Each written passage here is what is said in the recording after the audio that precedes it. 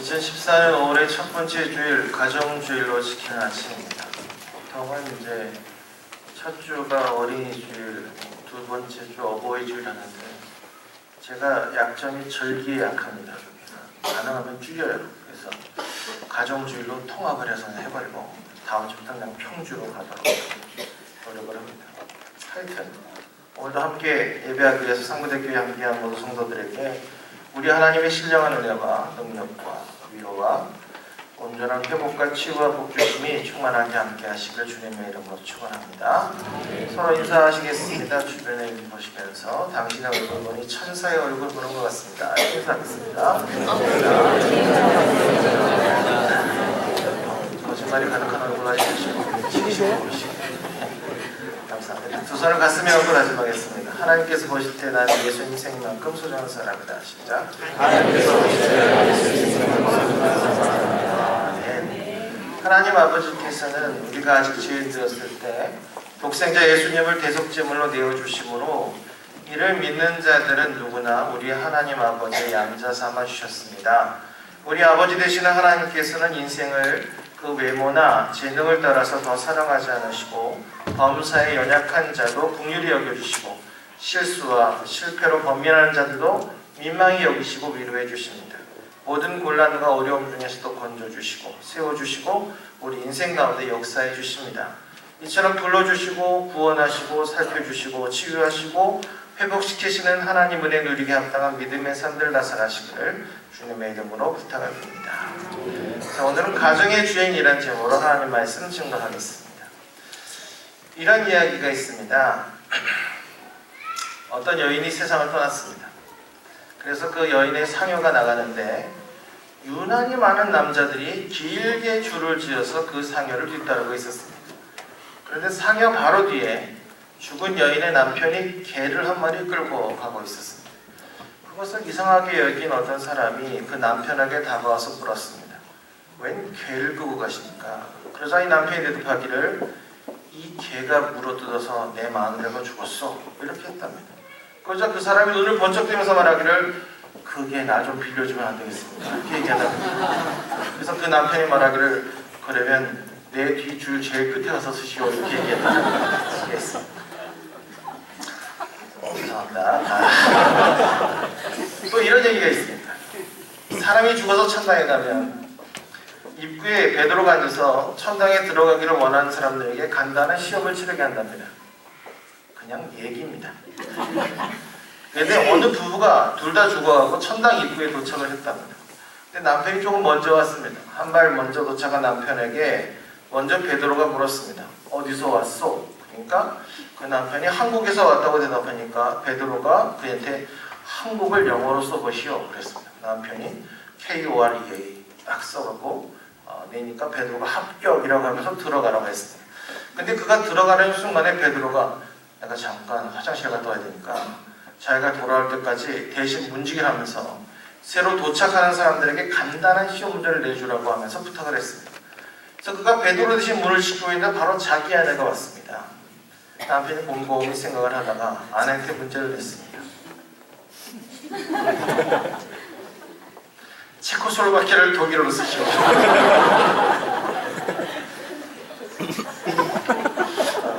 죄송합니다. 근데 두 번째 이야기를 좀 변형시킨 얘기가 하나 있더라고요. 어떤 부부가 동시에 죽어서 천당 입구에 도착했는데 역시 베드로가 부부한테 물었어요. 어디서 왔습니까? 그 남편이 대답하기를 우리는 한국에서 왔습니다. 그러니까 베드로는 부부한테 각자 백지를 한 장씩 주면서 거기다 한국을 영어로 써봐라 이렇게 했습니다. 남편은 공부를 그리 많이 한 사람 아니었지만 먼저 걷더니 코리아를 딱 KOR에 썼습니다.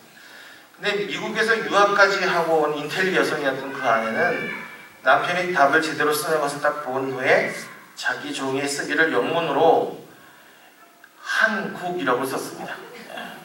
먼저 정답을 써놓고 옆에서 자기 아내가 쓰기를 기다려보던 그 남편이 깜짝 놀라서 종이를 빼서 찢어버렸습니다. 그 베드로에게 양해를 구했습니다.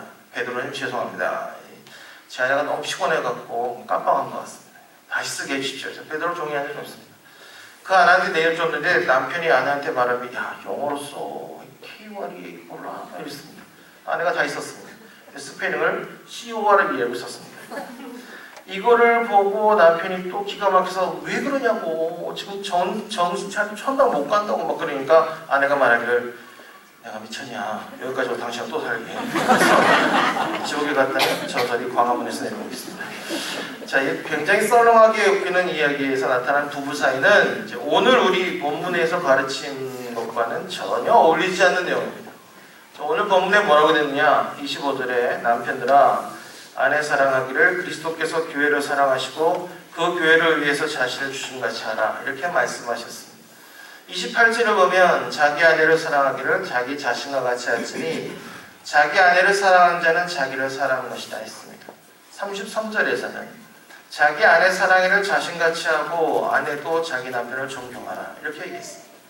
자, 5월을 가정의 달이라고 했습니다. 주일에 부부가 또 온 가족이 다 함께 교회에 나오는 것처럼 보기 좋은 것도 드뭅니다. 그런데 그것보다 부부가 그리고 온 가족이 나중에 다 하나님 나라에 만나는 것은 더더욱 중요한 일일 것입니다. 그렇기 때문에 화목한 가족을 만들고 한 믿음 안에서 행복하게 살기를 힘써야 할 것입니다. 그러기 위해서는 좀 말씀에 주목을 해야 되는데요. 성경을 볼 때 수신자가 확실한 말씀이 있습니다. 수신자가 명확한 말씀은 다른 사람이 들을 게 아니고 그 사람이 듣는 겁니다. 오늘 본문에 딱 나오는데요. 22절에 보면 시작이 이렇게 있습니다. 아내들이여, 이렇게 되어 있습니다. 이건 누가 들어야 되냐? 아내들이 들을 말입니다. 남편들은 귀를 막으셔도 되겠습니다. 이게 남의 거에 관심 가지 마십시오. 아내들이요, 아내들이 들으시고요.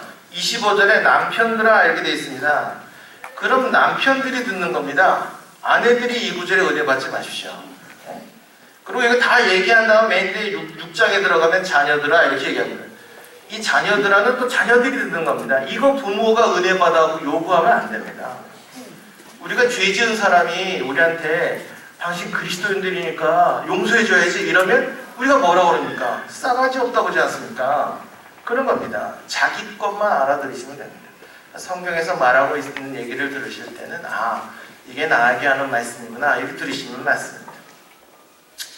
제가 누구라고 얘기하면 알만한 유명한 목사님의 실제 이야기가 하나 있는데, 이분이 대학 시절부터 한 가지 남다른 생각을 가지고 있었습니다. 그것은 자기가 결혼할 때는 돌로 만든 반지를 아내한테 끼워주겠다, 이것이었습니다.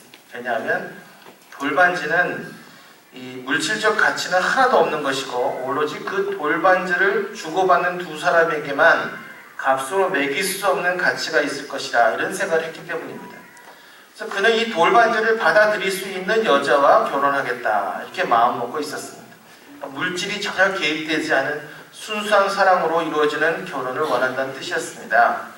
유럽에서 이제 유학을 하던 중에 이제 스위스 그 레망 호수, 레망인가, 그 호숫가를 거닐다가 그 호반에 깔린 자갈돌들 가운데 반지 만들기에 적당해 보이는 돌뱅이 몇 개를 골라서 주머니에 넣어가지고 돌아왔습니다. 방학을 이용해서 이시 귀국했다가 어떻게 결혼하게 될 만한 사람을 만나게 됩니다. 서로 이제 결혼할 뜻이 있는 것을 확인하고 나서 이분이 그 아내가 될 분에게 이 돌반지에 대한 이야기를 했습니다. 근데 그녀가 그 자리에서 흔쾌히 그 뜻을 받아들였습니다. 그래서 그는 그녀에게 자신은 그녀로부터 다른 아무것도 받지 않겠다 했습니다. 왜냐하면 자기에게서 이 돌반지를 기쁜 마음으로 받는 것 그 자체가 가장 큰 선물이기 때문이었습니다. 내친 김에 이 돌반지에 대해서 그녀의 부모들의 동의도 얻었으면 좋겠다, 이렇게 얘기했습니다. 자기는 어떻게 되겠지만 부모가 어떻게 될지 모르니까. 근데 며칠 후에 그 답을 듣기까지 굉장히 좀 초조했습니다. 왜냐하면 그녀 자신은 좋아한다 하더라도 정말 이렇게 금이야 오기야 기름 맞다는데 혼내는데 이 돌로 만든 반지를 받는 걸 기쁨으로 받아들일 부모가 쉽지 않았기 때문이었습니다. 근데 그녀로부터 전해들은 소식은 부모들이 모두 좋게 여겼다, 이것입니다. 그녀의 어머니는 당장 그녀와 함께 이 보석 가공소를 찾아갔습니다. 근데 거기서 들은 말은 굉장히 실망적이었습니다. 왜냐하면 이 돌멩이로는 반지를 만들 수가 없다는 것이었습니다. 구멍을 뚫으려고 기계를 대는 순간에 이 돌멩이는 부서질 거다, 이런 대답을 듣게 됩니다. 그러자 그녀의 어머니가 대안을 생각해냈습니다. 반지 대신에 목걸이를 만들자, 이것이었습니다. 그 돌멩이에다가 테를 두르고 줄을 달아서 목에 걸면 될 거 아니냐 이것이었습니다. 태를 두르기 전에 치과 의사였던 그녀의 아버지가 하루 진료를 전폐하고 치과기를 동원해서 이 돌멩이를 다듬었습니다. 아주 매끈하게 다듬은 돌멩이는 굉장히 놀랍게 변모해 있었습니다. 은은한 색깔의 바탕에서 구름이고 나무고 새 모양 같은 게 막 드러났습니다. 그 돌멩이를 돌려가면서 구경한 이 양가의 식구들은 저마다 보이는 것이 있다고 한마디 했습니다. 이 목사님이셨던 그 사람의 할아버지는 돌멩이 속에 교회가 보인다 이러고요. 이렇게 사랑을 품는 사람들 눈에는 남이 보지 못하는 것들이 막 보였습니다. 그녀는 언제나 그 돌목걸이를 목에 걸고 다녔습니다. 거리에 지나치는 사람마다 한 번씩 눈길을 줄 만큼 그 돌목걸이는 사람의 시선을 끌기에 충분한 귀한 것이었습니다. 그래서 그녀의 아버지가 말하기를 사람들이 무슨 굉장한 보석인 줄로 알고 쳐다보는데 그거 잊어버리지 조심해라 라고 했습니다. 그 말을 전해들은 이분이 생각하기를 이제 잃어버려도 상관없다. 중요한 건 목걸이가 된 돌이 아니고 돌 속에 담아서 주고받은 나와 그녀와 부모님들의 마음과 사랑이니까 우리 진짜 목걸이는 그녀의 목에 걸린 것이 아니라 우리 마음속에 언제나 걸려있다. 이런 생각한 것입니다. 이렇게 결혼한 후에 다시 유럽으로 돌아가서 신학 공부를 마치고 그분이 귀국해서 신학대학 교수가 되었고 10수년 동안 교수직에 있다가 오늘 유명한 교회 담임 목사로 청빙돼서 목회를 하셨는데 그 교회 이름이 세문안 교회였습니다. 신혼 가정이 혼수 문제로 파탄나는 경우를 종종 보는 게 오늘날 우리 사회입니다. 심지어는 교인의 가정에서도 그런 일들이 일어나곤 합니다. 예수 그리스도께서 가정의 주인이실 때 부부의 감각이 튼튼하고 지속적일 수가 있습니다. 부부 사이가 물질이나 다른 어떤 것에 의해서 이루어질 때 언제든지 유리처럼 깨지기가 쉬운 것입니다. 오늘 본문 말씀은 남편과 아내 사이의 바람직한 관계를 정립해주는 말씀입니다. 그래서 결혼식 주례사로 단골로 쓰여지는 본문입니다. 그 첫 절에 보면 아내들이여 자기 남편에게 복종하기를 주께 하듯 하라 했습니다. 이 구절은 남편이 가정의 주인이고 아내의 주인이고 따라서 아내는 무조건 남편에게 복종해야 되고 그래야 가정이 평안하고 행복할 수 있다고 확증해주는 결정적인 구절로 흔히 인용되는 것을 봅니다. 그런데 이것은 이 본문의 참된 의도를 외면하는 해석이라고 봐야 됩니다. 이 본문에서 남편한테 아내를 사랑하라는 명령이 주어지고 있는 것을 보면 그리고 거기에 반해서 아내들에게는 남편에게 복종하라, 남편을 경외하라 이런 명령이 주어지고 있는 것을 우리는 보게 됩니다. 그러니까 한 사람은 사랑하라, 한 사람을 복종하라. 근데 아내의 이러한 복종은 남편에 대한 절대적인 신뢰를 전제하고 있습니다. 그리고 그러한 신뢰는 아내를 향한 남편의 전적인 사랑에 대한 확신 위에서만 가능한 것입니다.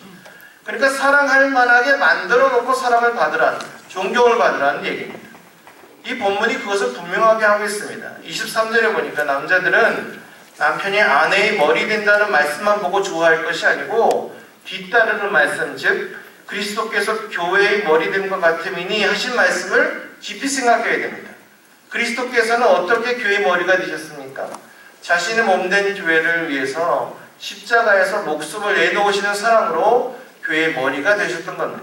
그래서 25절에서 남편들아 아내 사랑하기를 그리스도께서 교회를 사랑하시고 위하여 자신을 주심같이 하라라고 하지 않았습니까? 이것은 오늘 본문에서 우리가 주목해야 하는 것이 가정에서 남편과 아내의 각각의 자리가 아니고 그리스도와 교회의 자리로 이해하라고 말씀하고 있는 것입니다.